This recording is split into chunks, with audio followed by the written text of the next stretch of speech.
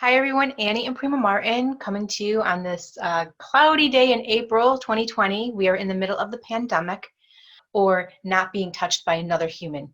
So if we are interacting with other humans, we are affecting other humans. So let's look at the breakdown of the logo. On the far left where the chaotic spiral is, that represents where we are going around, we're getting trapped in our mind in these loops and making it seem very chronic in the thinking. So this is the I'm not good enough, I'm not worthy enough, this always happens to me. And it's not necessarily the hopeless or helpless perspective as much as it is not having tools to know how to step out of that spiral. So none of us choose to suffer. Sometimes we suffer because we don't know how not to suffer, right? The goal is not to suffer. No one really wants to kill themselves with suicide. They want to suppress or get rid of those feelings that are so heavy and weighing. That's where the chaos is. Chaos is addiction. It's numbing the voids. It's trying to fill that space that's empty and depleted. It is when our battery of emotional, mental, spiritual support is so depleted, we are trying to fill it with something just so we can get one step forward. And we're going to keep tripping because none of us can really do what we're here to do with an empty cup. So what we need is some awareness. And the awareness says, hey, I'm caught in this. I'm caught up in this cycle and this is not healthy and I want to step out of it. That doesn't make it easy. Stepping out of that spiral is not easy for most of us. It is a work. It's a process.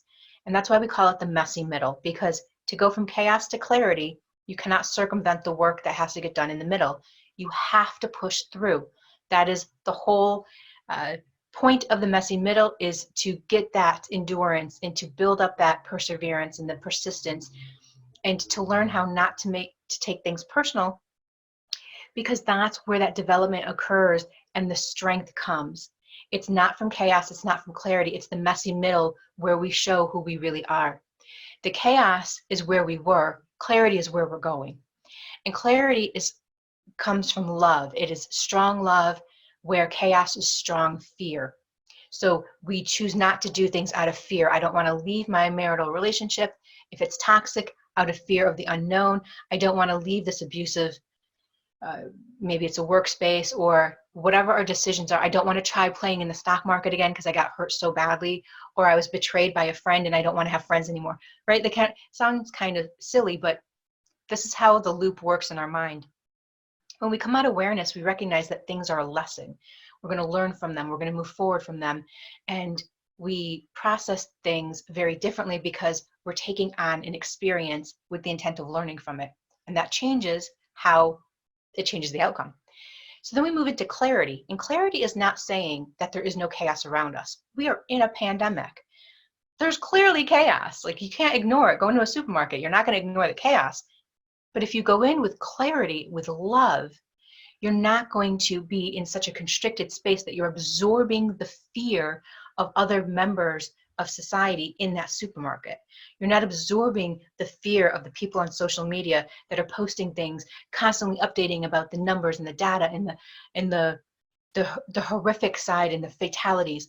That's not to say that they're not real, but if we focus only on that, we're going to loop only in that.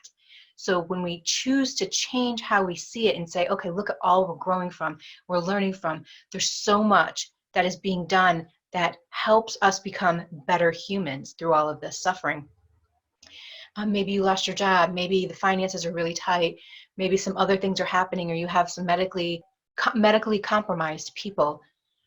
And that is a real fear. But we can also look at it very differently, is that if we're attracting fear, we're more than likely going to also attract other things that do damage to our body, versus being in a state of love and emitting love, which will boost our immune system. It's more important than vitamin C, than elderberry, than whatever else we might pick up at the health store. And then there's faith. And faith is not saying, hey, focus on God, pray every day, and the virus won't come to you. Faith is saying, focus on what's important and don't put so much weight on the things that are not. So it's not saying to ignore them. It's saying, if you are on a train track and there are wild animals to your left and to your right, don't focus on what they can do. Focus on the train track. Just like when you're learning to ride a motorcycle, don't target fixate on the debris in the road or you're going to hit the debris in the road. Continue to focus in front of you with spanning left and right, but your focus is what's in front of you and what's behind you, right? So I want to share that because this is so crucial to have this insight during this pandemic of coming out of chaos and embracing that messy middle, that uncomfortable, kind of sucky space, but that's where the growth is. So if we lean into that with courage, we will come out of it with love. And I share that with you because this is so important right now to have that personal development. And if you want to have a one-on-one session with me with coaching, please give me a shout out. I'm on Facebook at One.Emprima and Instagram as well at One.Emprima. And I can do one-on-one coaching online right now. I can also do some other services that are available that we can do through Zoom.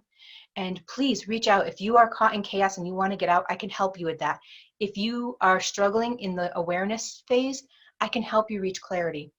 Please reach out. I'm here. Everything's been adjusted through this pandemic.